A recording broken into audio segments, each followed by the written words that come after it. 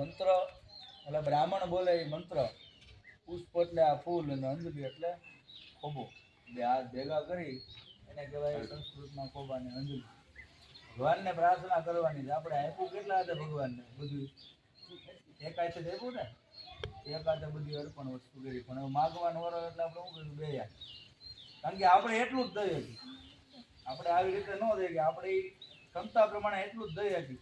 પણ ભગવાનનું ઐશ્વર્ય એવું છે કે આપણે બે હાથ રાખી તોય અમાય એને આપવું હોય ત્યારે એટલું આપે. ભગવાનને પ્રાર્થના કરવાની કે મંત્ર પુષ્પાંજલિ અર્પણ કરી. આ ફૂલ નથી, આ અમારી મનોકામના છે.